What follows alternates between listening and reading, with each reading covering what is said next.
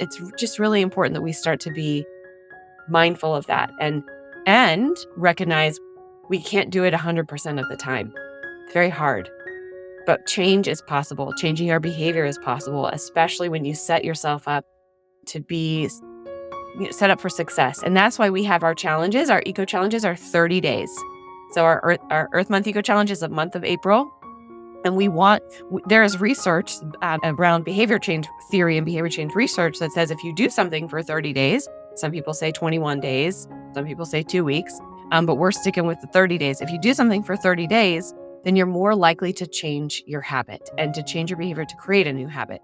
So that.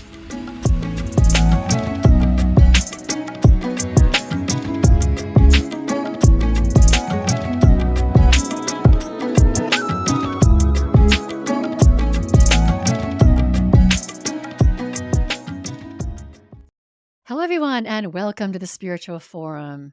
I'm so glad you're here. I'm excited about my guest today, but first, I just want to acknowledge everyone who contributes to this podcast, everyone who shows up.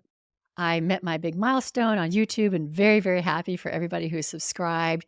And just as a reminder, this is a voice of hope, inspiration, and awakening in the world. So that's what we're about. And I have a broad spectrum of people from all over the world to share their spiritual experiences and or what they're doing on this planet to further consciousness, to raise consciousness and to awaken people to what we are here to do. So I want to introduce you to Liz Zavodsky, and she is the executive director of Ecochallenge. And I'm just going to hand it over to her to tell us a little bit more about her background and what she's up to. Welcome, Liz. Thank you so much. It's such a pleasure to be here. My background is not necessarily in just environmental related. So I'm thank you for the opportunity to share a little bit about myself and, of course, the organization in which I'm currently with. My background is actually in higher education and student affairs, and I really focused on how do we become ourselves? How do we find our own identities? And I wanted to work with that in a college level. But I've always had a passion for the environment. I grew up with my parents having us put a bucket underneath the shower faucet as we were waiting for the water to warm up and collecting all of that water. And then my mom would use that water to water the plants in the house and then also put water in our cat and dog bowls when we were growing up. So, um, being aware of the environment has always been something that is a part of my life. And it's been something that I feel very lucky to have grown up with doing.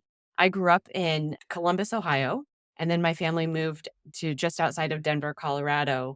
I currently live in Portland, Oregon, but in all of those areas, the environment and caring for the earth was a large part of my growing up. My dad is Catholic. I would go to Catholic church with my dad. My mom is Methodist. I would go to Methodist church with my mom. There was always the environment as a part of that as well in my life. So I came about it in a very different way. From my experience in working in higher education, my husband and I had an opportunity to work on a study abroad program with college students called Semester at Sea. And that is where there's a ship that takes college students around the world for 4 months.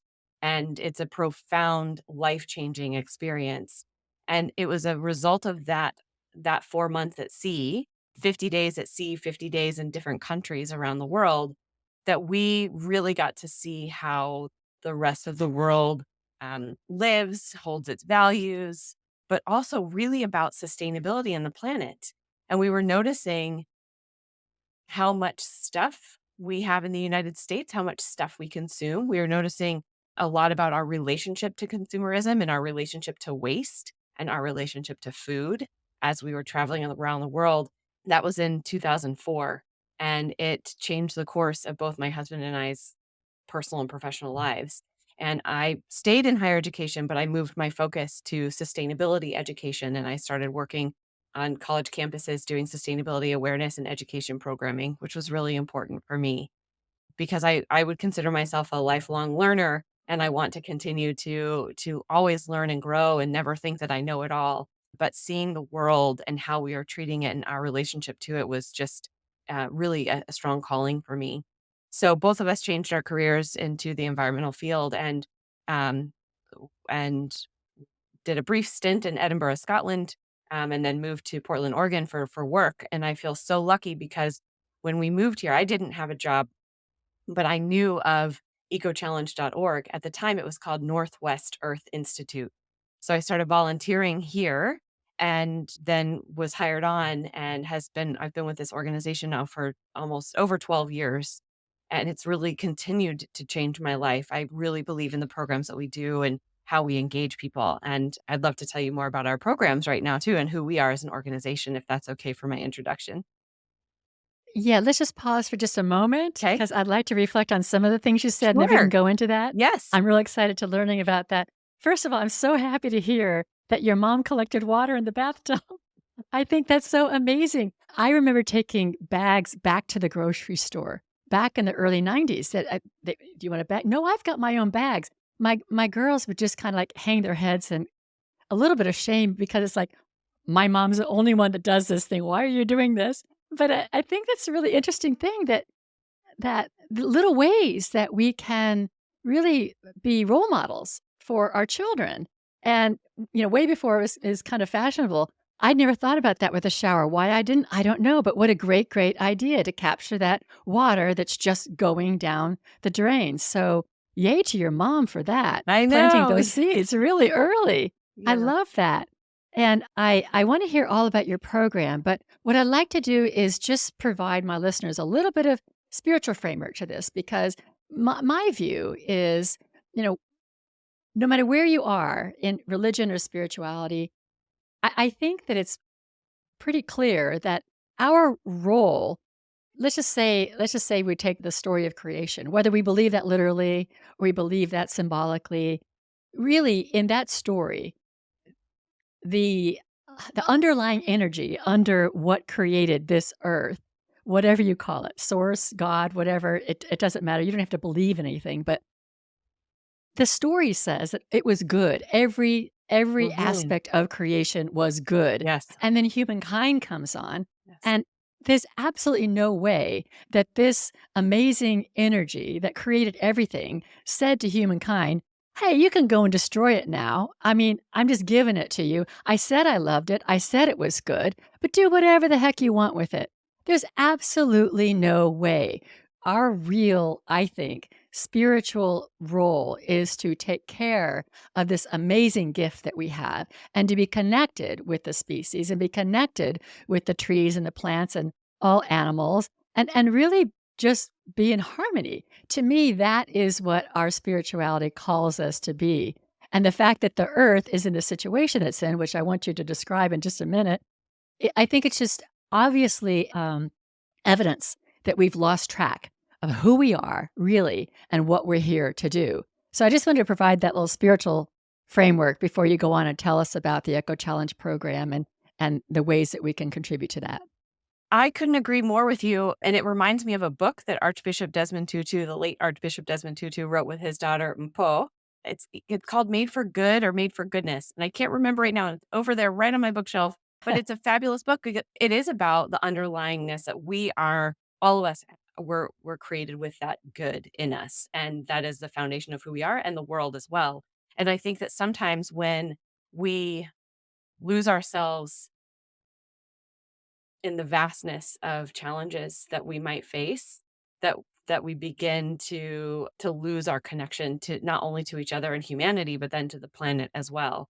And all of the things that our planet is suffering right now, including our human suffering, is connected.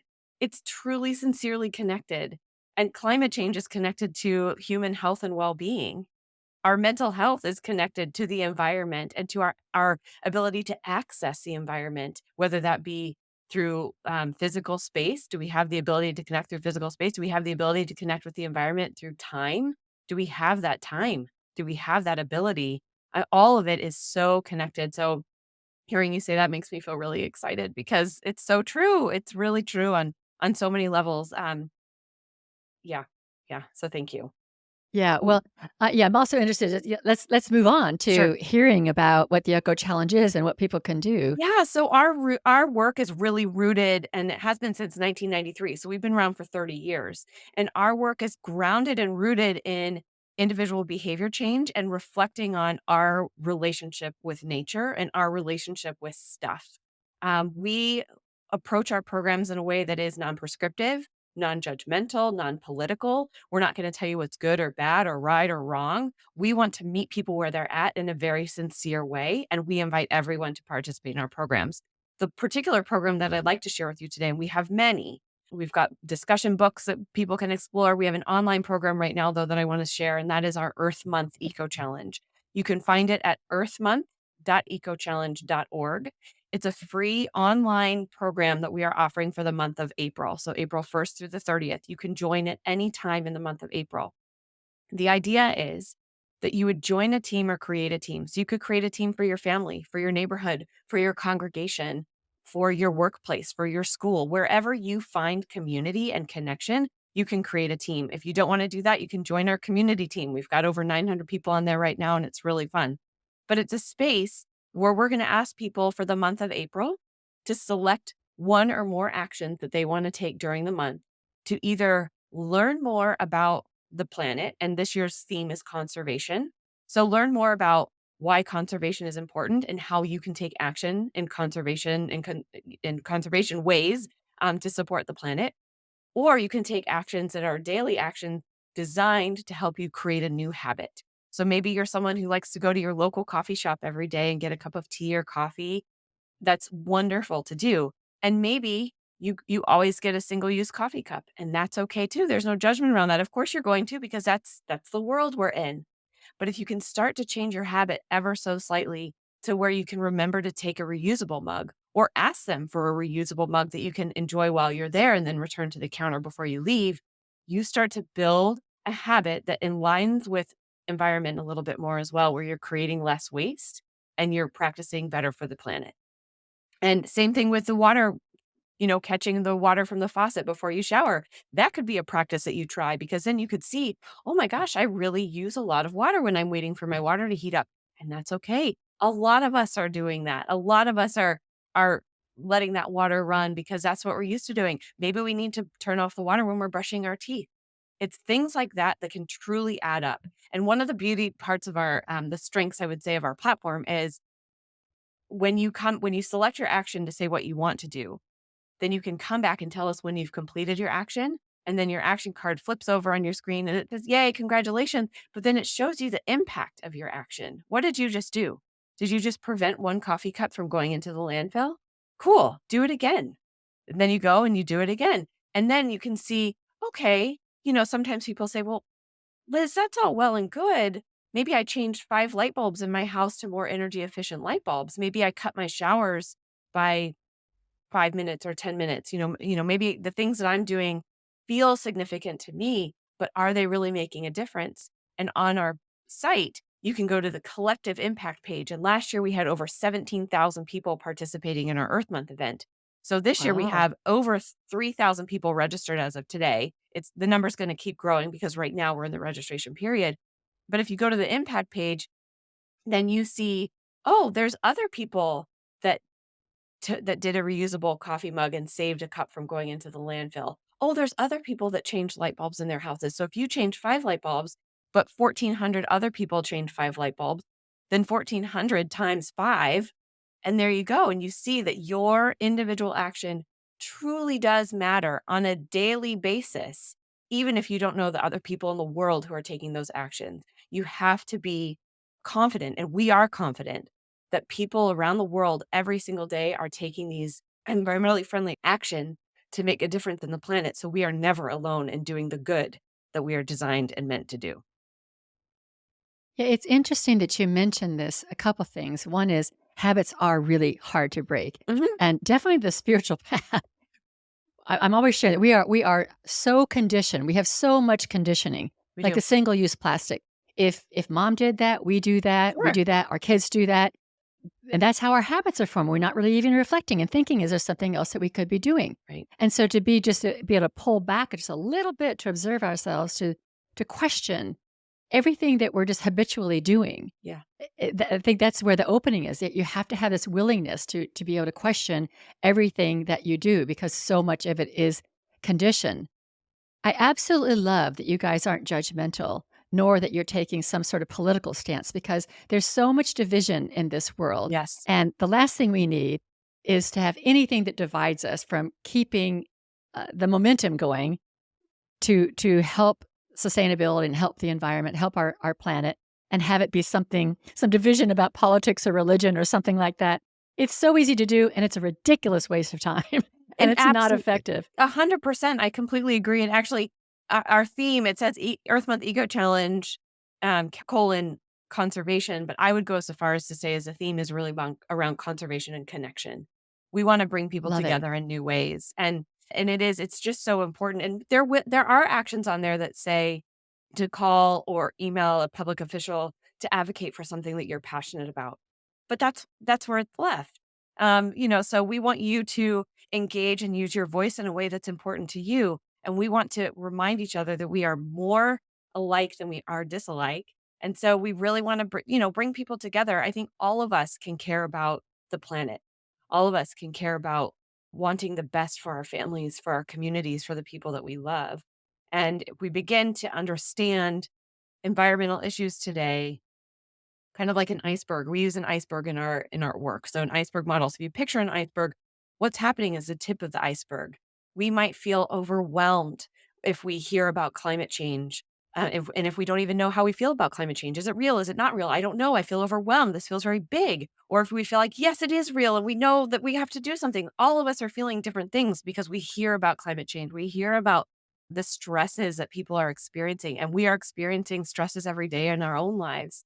But if we start to I always tell I have a 3-year-old, I always tell him, "Let's take a deep breath and let's try to slow down." And sometimes, again, the luxury of time is not always with us, but when we can find it, let's take a deep breath, let's slow down, and let's look, what is the tip of the iceberg and what's underneath it? What are habits? What are patterns and trends that I am participating in that I don't even realize sometimes about single-use plastics or, just living the way I've always lived without questioning some things? What are mental models that I have that continue to support what I'm doing and not helping me change my behaviors and change my pattern? Just really important that we start to be mindful of that and recognize we can't do it 100% of the time. It's very hard, but change is possible. Changing our behavior is possible, especially when you set yourself up to be set up for success. And that's why we have our challenges. Our eco challenges are 30 days. So our Earth Month Eco Challenge is the month of April. And there is research around behavior change theory and behavior change research that says if you do something for 30 days, some people say 21 days, some people say 2 weeks, but we're sticking with the 30 days. If you do something for 30 days, then you're more likely to change your habit and to change your behavior to create a new habit. So that's what we want to encourage.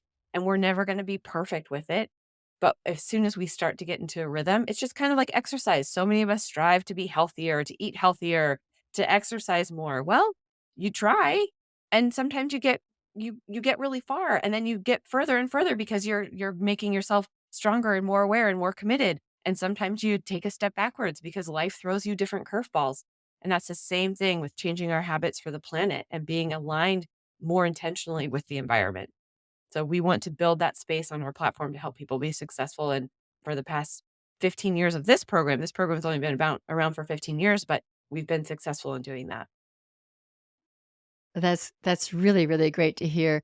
What I think happens with people, and I'm sure you know this too, but I think people get overwhelmed also, like, as you mentioned, I can do this, but unless everybody does it, it's not gonna count. And so then I'm not gonna do it. That's Right. I've seen this happen many times. I'm just one person. Unless everybody changes, nothing big's gonna change. And so what's the point? But you guys are helping people see that one person matters and a group matters and a bigger group matters. And this is what we can all do together. Yes. And it's not always easy. It's Mhm. not it's not always easy. And part of that is because the systems in which we are a part of are designed to help us live faster and fuller and easier with our disposable stuff and with our newest, latest, and greatest technology. And, our world is designed to be faster paced and to be that kind of, I don't want to, a little bit of throwaway culture, a little bit of like, oh, when you're done with it, you're just done with it. Um, so it takes work sometimes. And that's why I think also within our work, we really encourage people to reflect on, where are you most interested to make change? Are you most interested and capable in your personal life? Are you most interested and capable in your in I would say like local community, whatever that means to you? You define that. Or are you more interested and able to elicit change at a civic level? We need people creating change at all different levels. And it's most important and easier to do, I think, when we start with ourselves, to think about, okay, how am I trying to change? What am I trying to do? And what's my reaction to that? Because some of us might be super resistant to change too. And I think that's where we can rely on our communities to really help us and to learn from each other and to support each other and to say, okay, yeah, I'm trying to do this too. And gosh, it's really hard. But that's the power of community in this process. And not everyone is going to be taking the same action, but everyone is on our Eco Challenge site is going to be saying, I'm committed to action. We might not be doing the same things, but I know that it's equally hard for you as it is for me doing some of these changes in our life, because change is hard sometimes. Change is hard. It does feel like we're in this big system and that we're stuck in the construct and the structure of the system. I mean, I think that just small things like I I have publishers approach me for their authors to be on my podcast, and I say, "Great, send me the book." And I do ask for a paper book because I Yep, read better on a me paper too. book than Me too. Yep, me than too. on the screen. But then it comes in a box, understandably, but why does it come with plastic I wrapped know. around it? And it's like, I didn't ask for that. And then Yep. it's now I've got this big piece of plastic. I've got another one. And I'm really personally wrestling with all this plastic that I get in the mail. And I think what I'm gonna try to do is just make a request.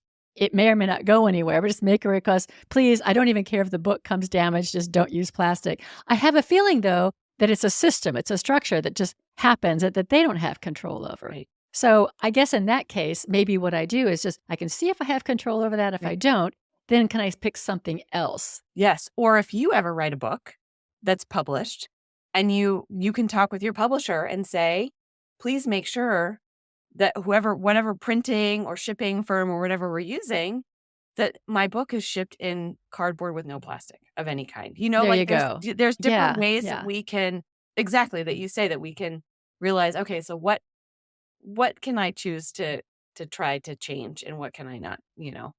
As I said, I have a 3-year-old. When we were getting rid of his crib, which our crib was our neighbor's grandson's crib. So I think it was like it was probably made the year I was born and definitely not up to safety codes now, but was a perfectly Yeah. fine crib for my son to be in.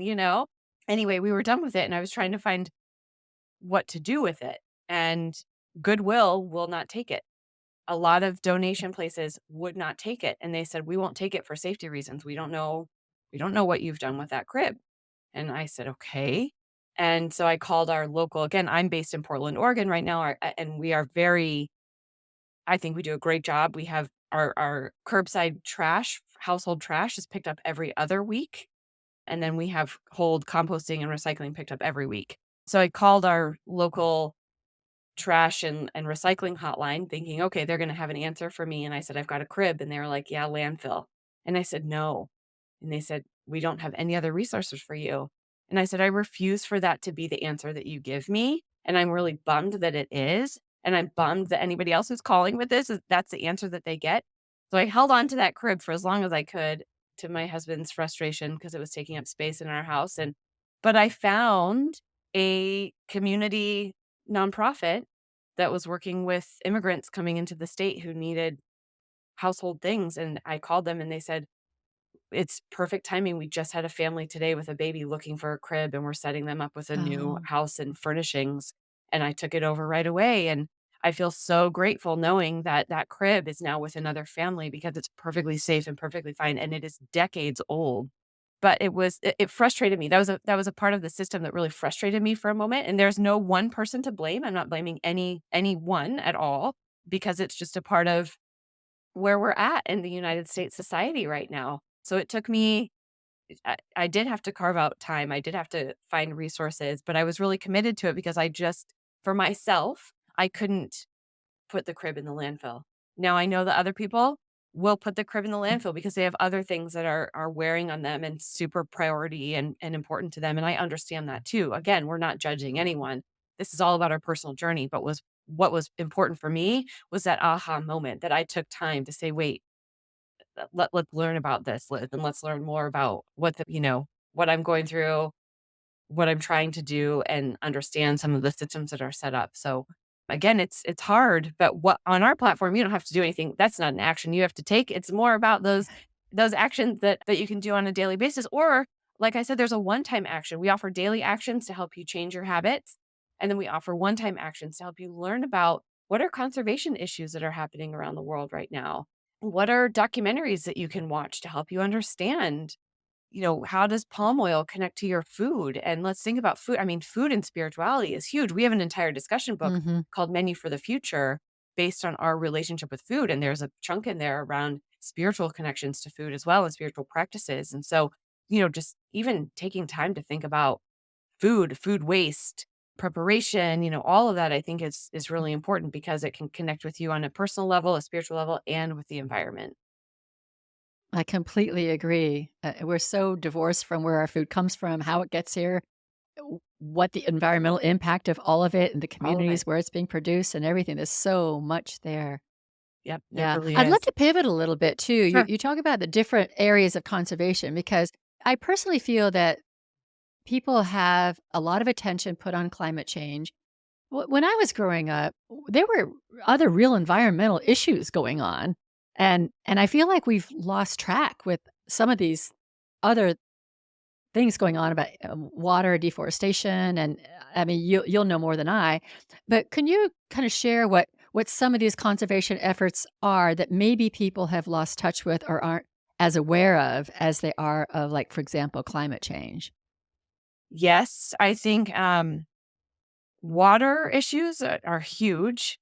Pollution in water, how we're disposing of our medicines, not only plastic, single-use plastic, like everyone Mhm. not everyone, a lot of people have heard about single-use plastics ending up in the oceans or ending up in our rivers and streams. But it's not only single-use plastics. If we're flushing medication down the toilet, or if we're pouring cooking oil down the sink and in larger amounts, not only are you going to have a backup issue in your house, you're also really hurting the water and your local watershed.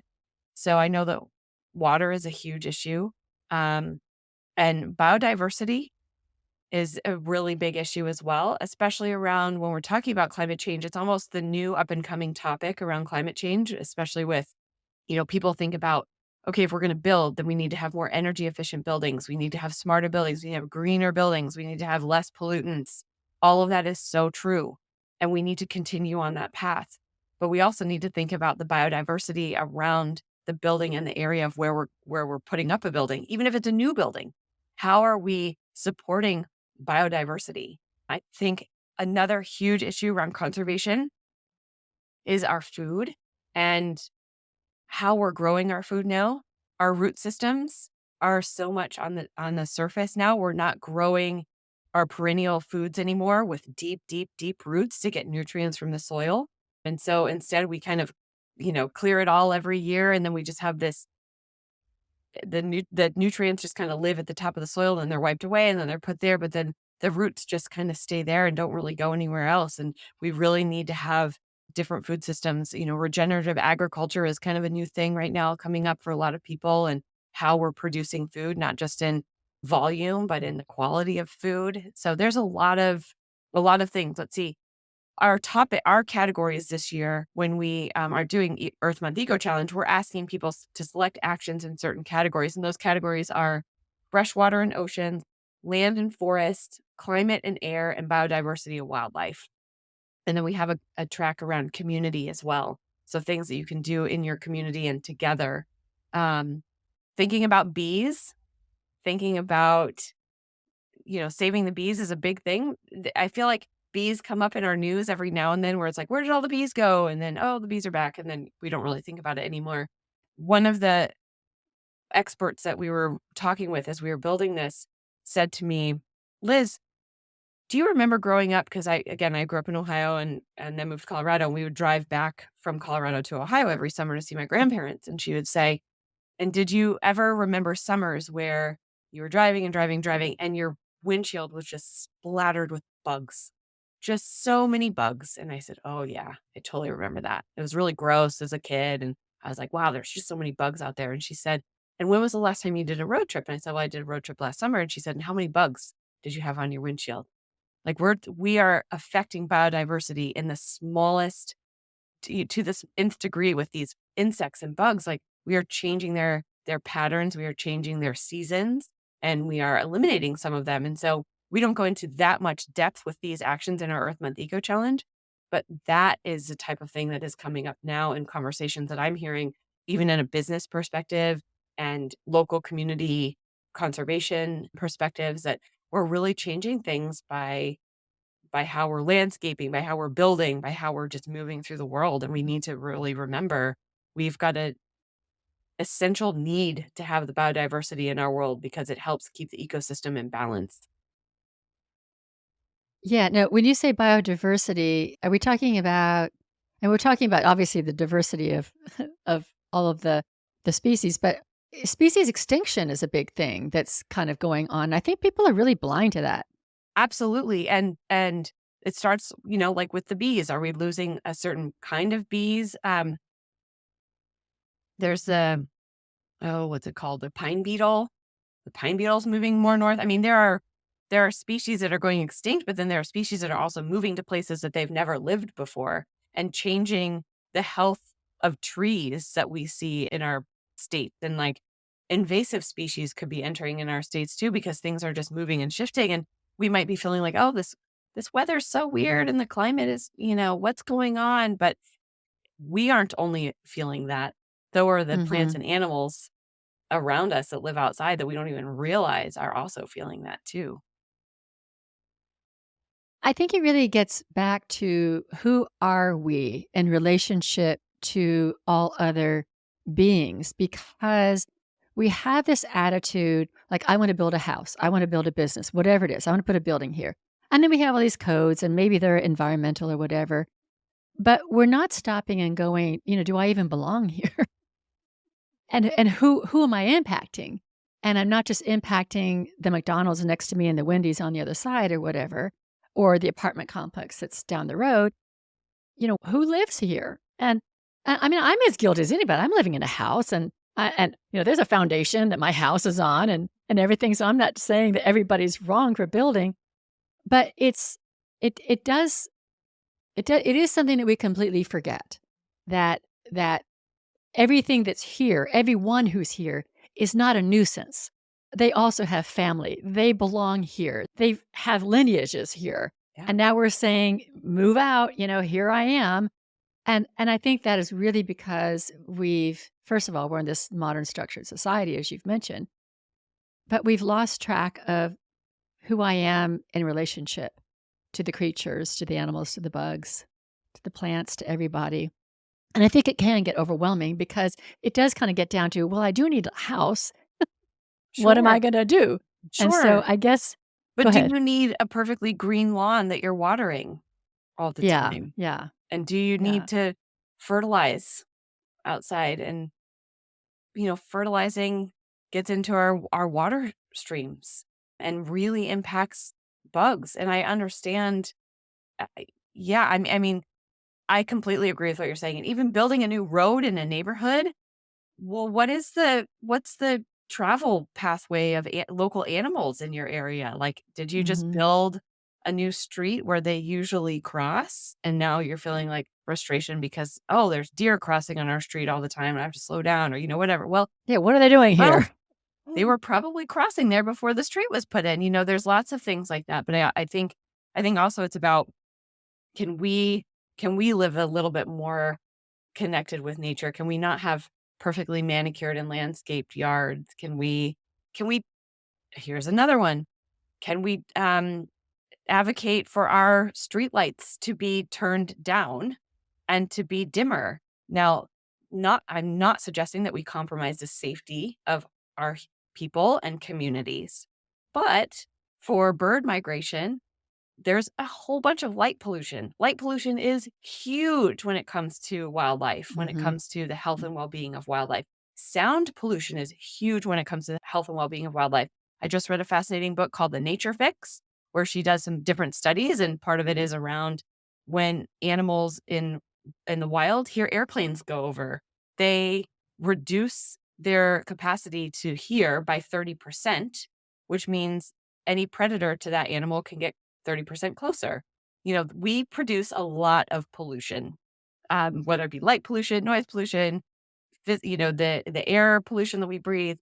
So just thinking about how can we live more in harmony with nature? What does nature and wildlife need in the area that I'm in? I know when I lived in Tucson, we lived in Arizona, they had all the lights were turned over and dim because of the night sky, and there were birds and all of that. And it was just really important to me and really powerful to see, okay, here's a small thing that we can do, or feels small to me, that we can do to really help the world around us. And it allowed me to see the night sky in a different way, which was so beautiful.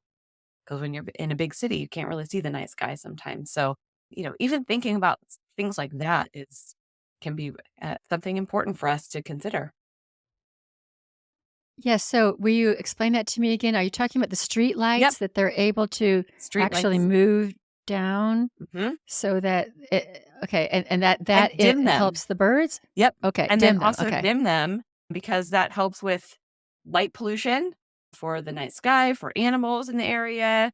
Yep, absolutely, and you can just they don't have to be as bright as they are, you Right, know? right. Again, I'm not trying to Yeah. compromise anyone's safety at all, so I would encourage anyone who's curious about it to look at cities who are doing it already to see how do we take, human safety into consideration with that. Yeah. Recently, there was a big deal in Chicago, I think it was last year, where the McCormick Center, which is this huge, convention center, they had their lights on at night, and all of these migrating birds, these cute little yellow birds, just all smashed in. I mean, there were thousands of them dead on the ground, and then there are petitions that are going around, and I think just working with them, they did decide that they would keep the lights dimmed or down at night. It was just such a catastrophe. But I think that's an example that people could take action when they hear about things and just do what you can to make that change. Now, I have a friend, I just want to share this. I have a friend who doesn't drive at night because she doesn't want to kill moths on Oh, her windshield. well, there you go. Isn't Moths that are sweet? incredibly important too. Yeah, yeah. Yeah, that's huge. I think that, like, holding on to something like that and talking about it with people might be like, "Oh, I've never thought of that," or "I didn't know." That's really important too. One of the actions that we ask in every category is share your why. Why are you taking action? What is important to you? And what's beautiful is that there's so many different answers and they're all right and real and important. So that's one thing that we ask people is like, okay, yeah, tell us your why and think about that. One of the other actions is diversity, biodiversity and me. And I'll read the description really quickly. It says, I will spend at least blank minutes, so on our site, you can determine how many minutes you want to spend each day researching what biodiversity is, how biodiversity positively impacts our world, and how the loss of biodiversity harms it. I will share what I learn on our feed. So someone could say, okay, I'm going to sign up for Earth Month Eco Challenge. I'm going to do that one action. I'm going to spend 10 minutes every day learning something more about biodiversity. And then you walk away knowing so much more. And the impact that you see, because I know some people are like, but I want to do it for the medal, Liz. I want to do it for the points and for the win. So the impact that you see is how many minutes you've spent learning. And we think that is incredibly valuable as well. So along with how many light bulbs are changed or zero waste meals are created and cooked, you're also going to see how many minutes were spent learning by all these thousands of people participating, because that is also something that's incredibly important. I think that whenever we're thinking about the planet and how we might live more harmoniously and in tune Because I firmly believe, personally and professionally, that in order for humans to really be as healthy as we can be, the planet needs to be healthy. And for to be Mhm. healthy, if the planet's super healthy, then humans are healthier as well. There's still many things we can do to not be as healthy, but we are more likely to be healthier. And that is very, very much connected. So, one of the things I really encourage people is when you're thinking about, oh gosh, someone asked me to do this eco challenge, or maybe I really want to, or maybe it's time that I think about doing something, or I want to learn more about this. Stay with the curiosity. I think that's gonna take us further in all things, whether you're talking about health and well-being, you're talking about the environmental issues, you're talking about diversity, equity, inclusion, you're talking about space. I mean, anything. Just stay with the curiosity and let it take you somewhere. Be curious about that. Don't brush it off to the side. I know that sometimes we might need to take a pause. We might need to feel frustrated. We might need to say, I can't do this right now. I'm overwhelmed with something else. But go back to that curiosity and say, I don't really understand what they mean about biodiversity. So I'm going to look into it a little bit more. I don't know what they mean about why, um, you know, not using fertilizer on my lawn is so bad. Like, oh, well, I'm going to learn about it a little bit more. And then I'm going to make a decision for myself, because you get to make the decision for yourself, with every action you take and everything that you learn about. So just keeping that in mind, I think, is really fun, because it's a super fun event for people to do. It doesn't have to be hard. It doesn't have to be complicated. It doesn't have to be a huge burden. It's about having fun and seeing how much change we can make together and seeing how easy it can be. We can always make our lives harder for ourselves. We're really good at that. We're really good at that. That's But we can also that's make our true. life, we can also make Yeah, things easier and fun though too. yeah, and I could see how people go, "Oh gosh, Ecochallenge is another thing. I don't have time to do this other thing." But I just love what you say about curiosity, because that's such a playful place to be, and when you release judgment and just stand in this place of Yeah. curiosity or wonder, it's like that childlike wonder. It almost expands time. Yes. It almost expands time. It's not like this is this burden. I'm in curiosity. I'm going to learn something, and then when you do learn something, I know for me, when I learn something, then wow, sometimes I get way on fire about it. Now I'm a spokesperson for it. Now Right. I want to tell everyone about it. Yes. But I know that can be imposing at times because not everybody's completely willing, but there's also a skill to discern, is there a light here where people might be interested in this? And this is where I see this really happening. So your Echo Challenge has this, tens of thousands of people, maybe hundreds of thousands of people. And then they all become little beacons of light, and then they share their light with more Yeah. people. And I just see this expanding and expanding. And I do think this is where change is going to happen, rather than it being imposed on people. Yes. Like, you have to do this. People resist that. Yes. Nobody likes that. No, I completely agree. We're going to do it more successfully and more sincerely if we can do it at our own pace and our own time. But if we're invited in, if we're not prescribed it, if we're not said, you have to do this. And some of us, there's different scenarios in our life where if you were like, oh, I was told I had to do it and I ended up really liking it, but this isn't one of those times. This is about, hey, let's challenge yourselves in an appropriate, fun way. And let's have that curiosity and let's see what we can do together. We do have on our site competition. So if you wanted to compete against another team, you could. You do earn points for every time that you check in. So we do make it, gamified a little bit for people who, again, who are like, I want the points. I The want the, competitives. yeah, I want the reward, all of that. That's fine. We will have some prizes, not a ton, because we don't want to perpetuate too much stuff in the world, but we are going to have some prizes. But it's really about, let's do something together. Let's do something, even if it's by ourselves, you're still doing something with a collective to really impact the planet this month. Yeah. It just sounds so great. Do you wanna share another couple of the challenges that people might take? Sure. Yeah, absolutely. Let's see. There's volunteer in my community. So you can just even say how many hours you're going to volunteer in your community, and you can do that one time through the challenge, or you could do that more. Some people might be interested in this. Again, we've got a spectrum of actions. Invest in nature. A healthy world needs both our daily actions and support from larger systems. I will spend blank minutes learning about how I can use my investment and savings to advance environmental sustainability. So that's something where you can just learn about. And let me give you a little bit more. Go back to, let's do a land and forest action. Let's see here. Along with planting trees, keep my community clean. At times, it may not feel like it's up to us to keep our community clean and healthy, but we all have a role to play. Each day I'm outside, I will pick up any litter that I see. Here's one, a zero waste day. The impacts of our waste are far reaching. I will create zero waste for an entire day and share my reflections and learnings on the feed. Oh, Do wow. yeah, do a personal waste audit. So each day I will track the waste I create in a day and post a photo on the log or the feed to see how much I create and where I can make a different choice to reduce my waste going forward. 30 for 30.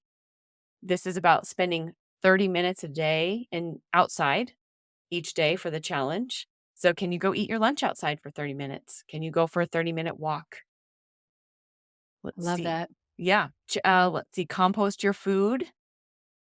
Regenerative agriculture is focusing on farming and ranching in a way that supports life and restores the soil. I will spend blank minutes learning about regenerative agriculture and if there's any nearby farms practicing that. Let me give you one from Freshwater and Ocean. Join a cleanup effort, like either create a cleanup effort or join a local nonprofit in your area for a cleanup effort. Go plastic free. Conduct a plastics audit of what you buy and try to go plastic free, single-use plastic free. Use a reusable water bottle. It says it's estimated over 1 billion water bottles are thrown away each year.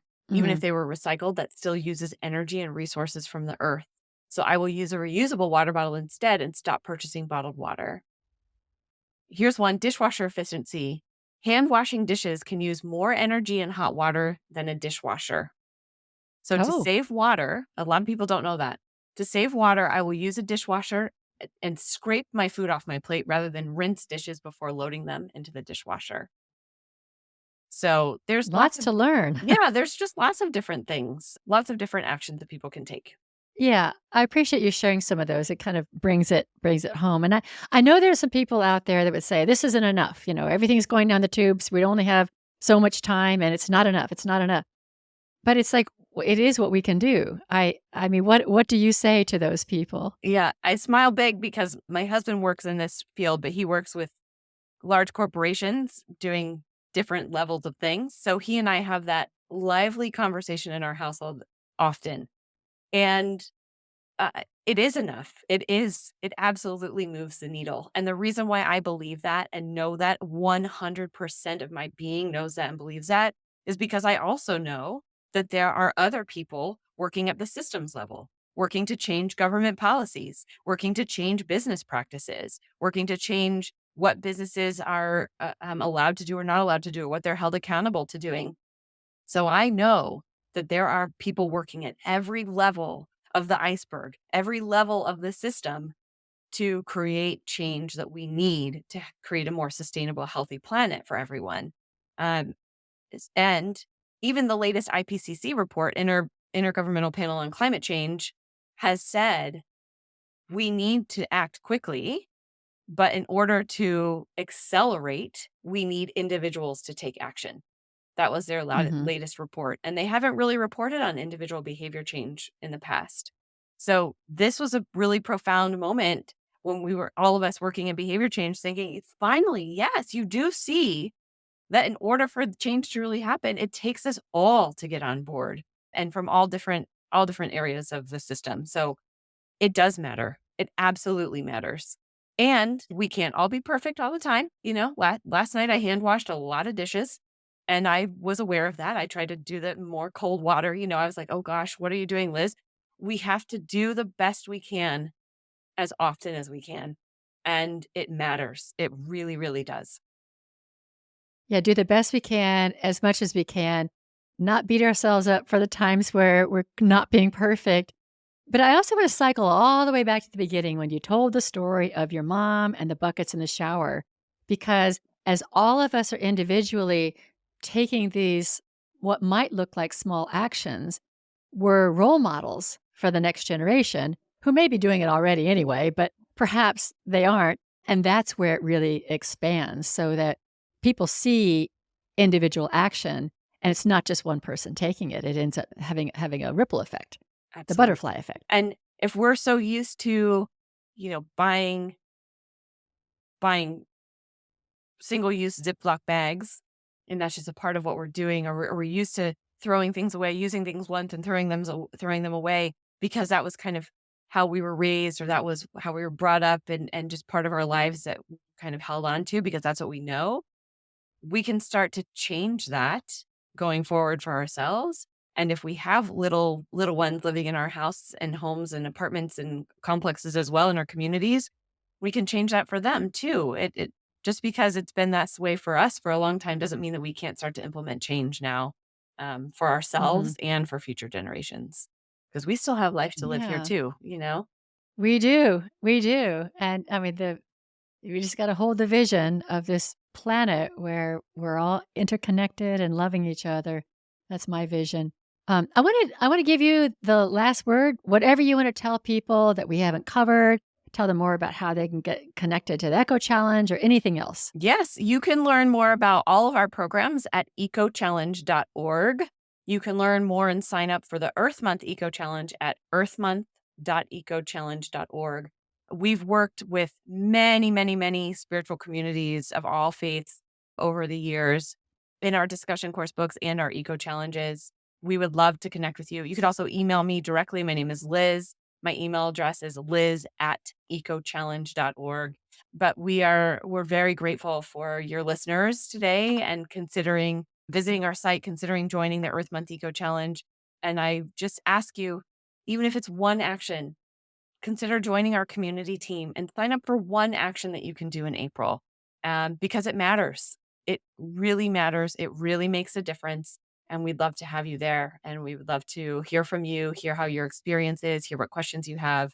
So thank you so much for this opportunity. It's been a true pleasure talking with you and being able to share our organization that I love so much. So thank you very much.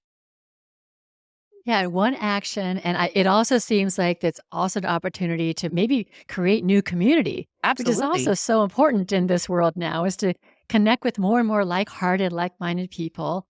And because people are looking for a community, they may have a church community, they may have a work community, but this could be a whole nother community. And there's so much good that comes out of forming new communities and new connections, and Absolutely. especially if you have similar visions and all. So I love that. I started off by saying this is a podcast of hope, inspiration, and awakening. And I think that this message, Liz, is all about all three of those. I think you've really inspired people to Thank take you. action. I think we have a lot of hope for what's possible. And we are awakening, I think, to our true role, our true essence on this planet, which is to take care and to nurture all of creation, Mhm. not just our human family. Yeah. Yeah. Thank you so Yeah. much. I really appreciate this. I appreciate you too. And thank you, listeners. And I'll have all of your links on the show notes, and hopefully we'll get some people signing up from this. So Sounds wonderful. we'll find out about it. Thank you, everyone. And I now close the spiritual forum.